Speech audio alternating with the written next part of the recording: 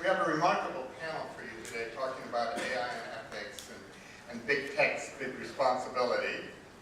We have, sitting next to me, we have Tom Philbeck, who's the head of Technology, Society, and Policy at the World Economic Forum. And next to him, we have Matthias Scheutz, who's a professor in computer science at Tufts University. And then Eleonore Pauwels, who is from the UNU-CPR. And you have met Ramesh since he's just talked with you, but Ramesh, to remind you, is from the MIT Media Lab. So we are going to, in the next few minutes, each say some introductory comments about AI ethics and how it is evolving and what some of the concerns are.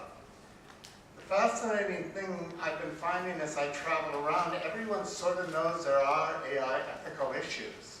But in most countries I go to, they do think they are sort of restricted to the issue around privacy and the utility of data, which Ramesh has just talked about a little bit. And they also know that there are questions about who should be held responsible should an AI system fail, particularly a more autonomous system.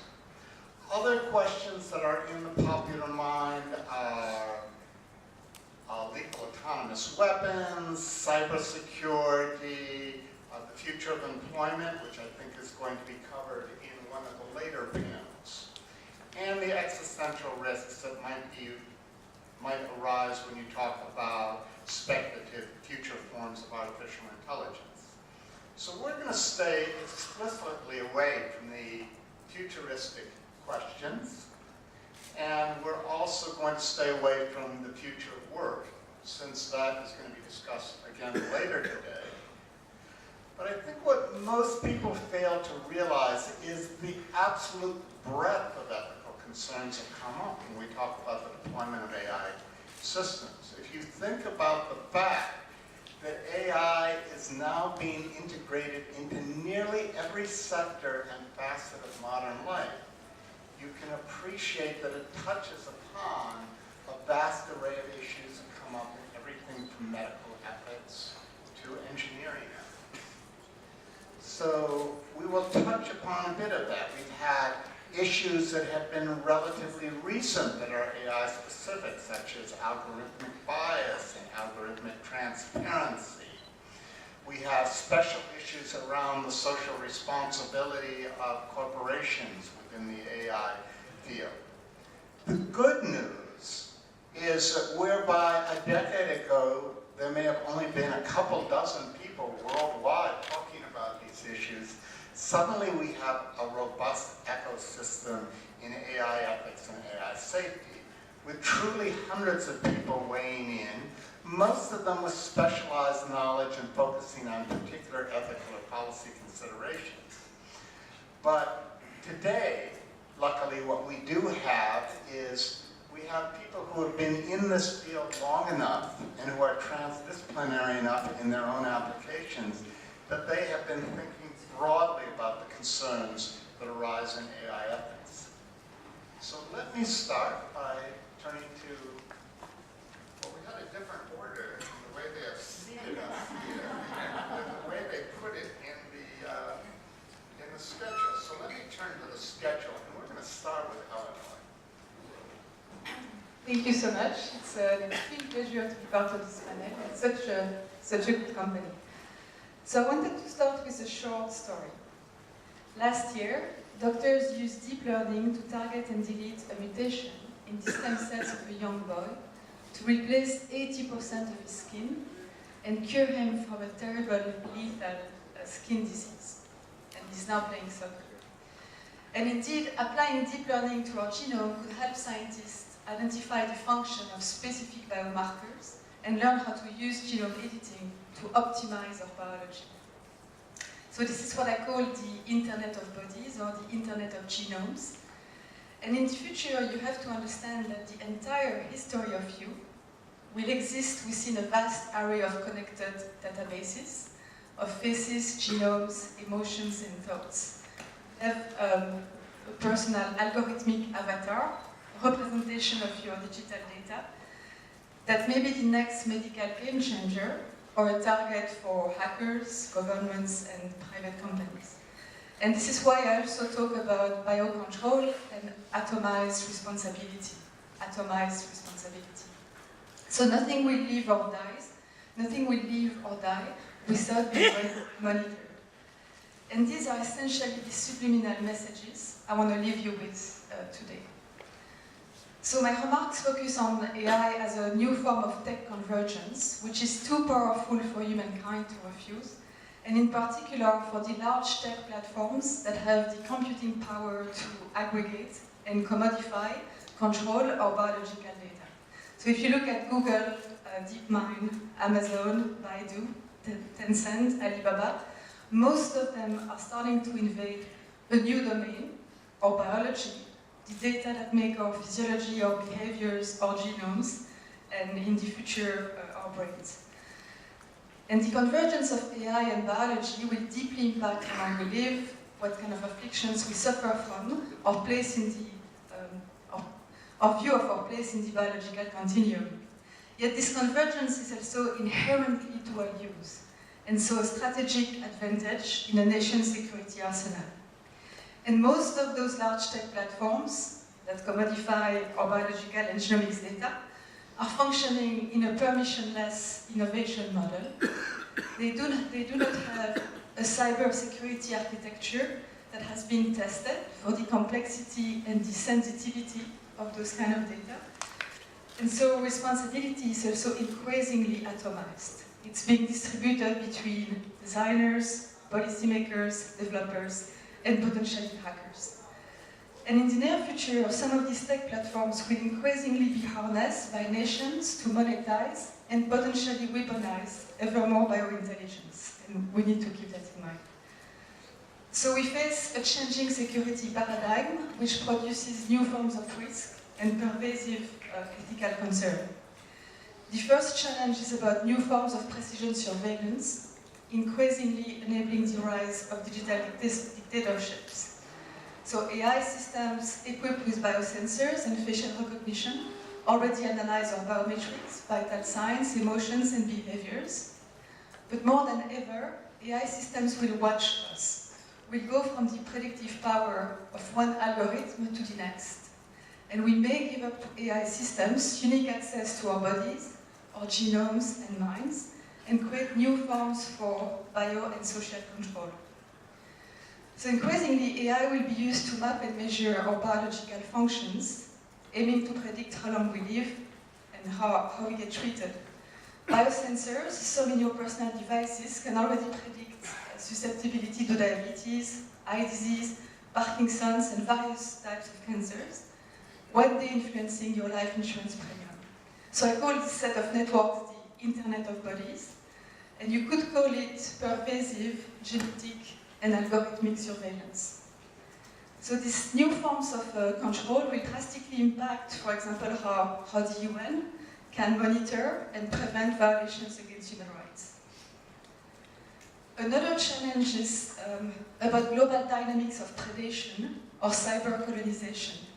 So forms of cyber colonization are increasingly possible as powerful states are able to harness AI and biotech to commodify and control other countries' populations and ecosystems. And in economics and medical innovation, the implications are corrosive. Capacities in AI and biotech will allow tech leaders to quietly capture the value of another country's bioeconomy. Think about genomes, microbiomes, and data in ecosystems for their own economic growth. So inequality between countries will rise if these new forms of cyber colonization happens without transfer of skills and benefit sharing. There are also new forms of security risks. When you think about monetizing, but also weaponizing biointelligence. And indeed, the convergence of AI and biotech will lead to increasing developments in military enhancements, but also countermeasures. So vaccines, antibiotics, targeted treatments, relying on gain of function and microbiome research. But security experts are increasingly concerned about those new types of cyber warfare, where AI systems could be used to automate attacks on medical or biotech supply chain, where deceptive algorithms could be used to produce data poisoning attacks with the intent to steal, erase, or destroy biointelligence. And so you understand, I'm sure, the scope of such a damage, as well as the new permeability between civilian and military conflicts. So most engineers in the civilian industry are becoming aware that beyond the lab, in the wild, in the codes that they produce, part of their research is highly sensitive and could be labeled dual-use research of concern, what we say in biotech. So I wanted to just draw a comparison with what we learned in biosecurity to think about how we shape a guiding philosophy for big tech corporations. So I think the main tension they are facing is a tension between transparency and reproducibility versus secrecy and containment. How can we contain data and algorithms? We cannot do it easily with gene drives and genetic codes. Can we do it with algorithms? And in biosecurity research, we have 4 mechanisms that have been used in the past to shape the governance of biotech, and I think they could be useful for thinking about AI design and governance. So the first mechanism is about oversight systems driven by academics and companies to oversee and sometimes limit the acquisition of source code, algorithmic design, and automated software. And we have the same for DNA sequences in biotech tools. Yeah. So, I would say the other mechanism we need to promote is a collaborative culture between security experts, engineers in the private sector, and academics to think about what type of AI knowledge should be shared and how. So should we limit access to training data that are biased, to source code, to explicit and tacit knowledge? How much do we communicate about intent to do harm, mitigation techniques, networks of expertise? And then another question which concerns both genetics and AI is really, can we create a form of containment inside the design of algorithms? I will stop. Thank you. So now Matthias. Thank you. Thanks for having me. My name is Matthias Scheutz. I'm the director of the Human-Robot Interaction Lab at Tufts University in the Boston area. And in my lab, we've been working on technologies in robotics and AI to ensure ethical behavior of robots for at least 10 years. I've been involved in the field of bioethics for about 15. For the last 5, we've worked on a computational system that allows us to incorporate norms, social and moral norms, into the behavior of autonomous systems. One of the biggest challenges right now is actually to ensure that autonomous systems like robots, but also AI systems that have the ability to make decisions, will behave in an ethical manner. And for that, the systems have to be designed in a particular way. And in this context, let me say AI does not equal AI. When you hear AI these days, what people mean by AI is deep neural nets. That is by no means all of AI. And there are other techniques that have been pursued for a much, much longer time that are in many ways more promising and more relevant to the discussion that we're having right now on putting ethical provisions into systems. The problem and the worry with the deep neural networks AI is that people are training from data and that these neural systems learn to categorize data in ways that we don't really understand well.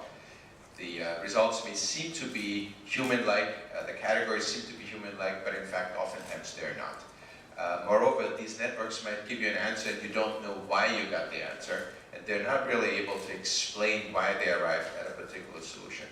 So for us, the critical aspect is actually when we design systems, for the system to know why it arrived at a particular answer or decision, and for the system to be able to explain in a human understandable fashion why it did that and why it arrived at that decision. I find it extremely dangerous to develop systems that are trained purely on data and come up with results that are not introspectable, where we don't know why the system made the recommendation, why the system arrived at that result, or why the system acted in certain ways. And you will find that unfortunately right now, a lot of these techniques are used by the big tech companies. They're used by companies that are looking into autonomous driving, right? It's very pervasive. And the reason why it's pervasive is because it's easy to use those technologies. It's easy because you don't have to be an expert in AI to take code off the shelf and train a deep neural network on the data you have collected. That's exactly where the danger lies. That people, there's no technological hurdle to it, you know, as you might have with other technologies like biotech or nuclear. People can take that code and train, and they don't really know what the outcome is. So what we've worked on in my group in particular is trying to promote the idea that we need to have very explicit representations of ethical principles in these systems, so that when the systems make decisions, they can use these ethical principles to guide the decisions and then use them in justifications for why they acted the way they acted.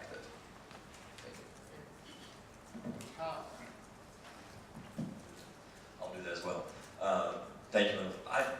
I really enjoyed it and think it's a privilege to be able to speak on the second day of a conference, because you get to pull on the threads of the conversation people have been having previously and try to weave it into a narrative here that we can continue, so that we can continue a conversation, and we don't always just kind of have, you know, digital kind of inserts of different topics kind of disconnected.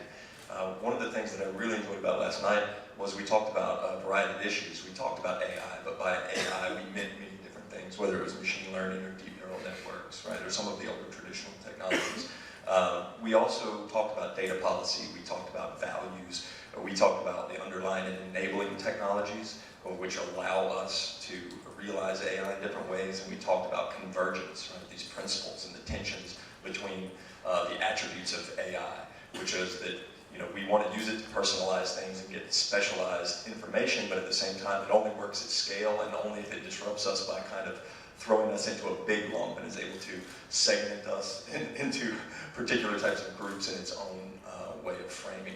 So all of this discussion for me, I think, is really important, because one of the things that I have to talk to people about a lot of times is that I feel like before we can really get into the ethics question, we need a little bit of a backstep to start analyzing how do we think about technologies. And I don't just mean this as an academic question, but I think we need some basic training in terms of how we think about technologies. And I often say, you know, we're using metaphors for AI. You know, is it air, is it electricity, is it water, is it oil, is it just a tool? And I think, you know, some of these metaphors that we use they're not just dangerous, but we should caution ourselves, because they take the agency away from us. It's just a tool. Okay, so we don't need to worry about the technology in a certain way, and we've removed some of our agency in terms of determining what that technology is and how it functions, etc. If we say something like, oh, it's all about those technologies and we just got to get on board with it, you know, there's so many other people doing it, we have to do it, then once again we've said, there's nothing we can do. We just have to, you know, we just have to succumb to the situation, and we extract our own agency out of these systems because of the way that we think and the way that we talk about the technologies. And I often tell people that it's the invisible things that matter. The way that we talk about technologies relates to how we think about them. And we often think about the object or what it does, the event, but we're not thinking about the relationships, we're not thinking about the processes, we're not thinking about the methodologies, and we're not thinking about meaning, which I know is important to you, Wendell, right? So these ideas that these invisible things matter, not just the physical things. And in my experience, in working with different stakeholders, is that these are the things that don't come up. And I've gone all around the world, I've talked to businesses, I've talked to different industrial relation boards, I've talked to policymakers, entrepreneurs, academics, and I've got examples of businesses that are firing people so that they can invest that money into AI systems, to use AI in a big umbrella kind of way, working with companies and kind of intermediate service companies that are working with neurotech to service the other companies so that they can grab your attention to do things. And they're often thinking about these things in terms of the business and state mentality, which is through a consequentialist set of ethics, right? Rather than a normative set of ethics. And when you come to individuals in society, they approach these issues from a normative set of ethics. And we don't really seem to have any kind of architecture to get between the two so that we can translate between them. And I think that is a critical issue for us. And so We have a lot of big challenges. Why do we need AI? We need it for complexity. There are things that are too big for us to do. We have systemic challenges. Singapore, who was in here from Singapore last night? Yes, was talking about that. Singapore has a limited area of land. There needs to be good air quality. There's a traffic issue. There can only be so many cars on the roads, etc. So this sense of being able to solve a systemic issue. We need AI for that. We need AI so that we can categorize the stars and pulsars and quasars and everything in the universe. It's too big. It's complexity. Why else do we need it? We need it for economics and competition. We're up here giving different opinions. That's a form of competition. We need competition. You can't say that we don't. We need AI because we want reliability. We know that we as humans are fallible and unreliable. We've known that for centuries, right? And we've given over to a different way of thinking through the scientific process. We need AI for social justice in certain ways. And the reliability part and the social justice part often conflict with one another. So there are these spaces in terms of the discussion of ethics where we need to look at the big challenges, but we need to build the framework where when we come to them from different stakeholder perspectives, we have some sort of architecture to mesh the consequentialist point of view, the normative ethics point of view, and we're able to look at the technology and its attributes in an open way, so that we're not just conflating a bunch of different topics and concepts and then go home when we talked about that, but we're not really sure what we're going to do next. And I think maybe I'll just stop there because you know, we could probably all go on for this for a number of days. Maybe it's better if we have a bit more time for Q&A. This is a problem where all of us could probably talk about this subject for hours. Ramesh, what would you like to bring in addition to what you discussed earlier? What we have to remember is that traditional computers or computer programming is like cooking. You know, you have ingredients, you have a procedure, and you use a very rule-based method to get the output. An AI program is more like raising a child. The only thing it's going to start with something that's somewhat homogeneous, and the way you're going to raise the child is through rewards and creating an environment. So those two are very different mindsets. So if you're thinking about software or automation or data science as a mental model for AI, then that's completely wrong. Once you start thinking about raising a child, we realize why all of us are a little bit uncomfortable, because when we are cooking, we feel like we are responsible for how it's going to taste afterwards, right? But when they're raising children, as parents, we have a lot of anxiety because it all depends on the rewards and the environment that we're creating. If I want my daughter to learn, to speak, the only thing I can do is talk back to her, back and forth. And the better I do, the better she will speak. And as she grows older, I'm responsible for what's the environment she is in, so she has the best values. And that's the challenge we face. So I would say, let's not blame the child, and let's make the parents and environment more responsible. So let's not blame the technologists, because that's the computer, that's the machine, that's the program. And let's not challenge the fact that, hey, you are not explainable, you have a bias, you could have adversarial attacks. I think that's just a wrong conversation to have. The right conversation to have is what are we going to do as parents or as a society to work with this AI system, which is a computer. So this is the good thing about AI, which is on its own, it's like a child. And it's really up to us how we deal with that. So I want to make sure we are thinking of it that way. So second conversation we want to make sure we have it the right way is we should not think from first principles. I think if you start challenging the progress in the field from first principles, like, hey, this is the way it's supposed to be, I'm going to question this and so on, I think we're just going to derail the whole conversation. Remember 10 years ago, we did not have a smartphone, we did not have Snapchat, a lot of the things you see around here, we're not here. And 10 years from now, we're going to be in a very different world. So trying to apply a very linear thinking and thinking that may have applied to previous 10 or 20 years is not going to help us as well. Which means that from first principles, if we start thinking about regulation and ethics and privacy, they simply do not apply. And innovation is going to move much faster than regulation.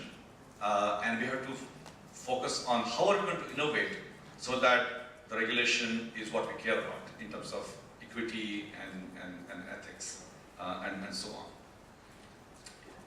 on. And it's very important for us to not to replace the word technology with AI when we're having this conversation. Because as I said, with AI, it's really, we are responsible for how an amorphous entity trains over time and gets better. So that applies to many fields we are talking about here. And we have to realize, if you're a fan of Terminator movies, the emotions that drive human behavior, whether it's the 7 sins or pick your favorite framework, is not what's going to drive AI. AI may not be interested in making more money or killing other people. It's not going to have the same drive and motivations as the human drive and motivation of fame and glory and money and so on. So it's very important to make those distinctions. And as I said in my presentation, I think this false dichotomy we have between privacy and the ability of data so that's beneficial to society, we just have to break down those barriers and realize that the world is going to move on at an exponential rate and the technologists will do the right job. It's up to us as society to make sure there are better parents and creating better environments. Well, great, wonderful. So we have here 4 different presentations on AI and ethics. And you may notice that there were very different presentations and they touched upon very different subjects. So Eleonore got us into the convergence of biotechnology and digital technology and the array of ethical concerns that are coming out of that, particularly human rights concerns, which is part of her forte and attention from the perspective of the UN. We had Matthias talking to us about the prospect of imbuing the systems themselves with sensitivity to ethical considerations and factoring those into their choices and actions. We had Tom talking about systemic concerns that arise when we begin to think about the ethics of AI. And we had Ramesh talking about the responsibilities that we as a society bear in bringing these technologies into our lives and deploying these technologies in our lives and in the future. And those are really just 4 different facets of what goes under this really broad heading of ethics and AI.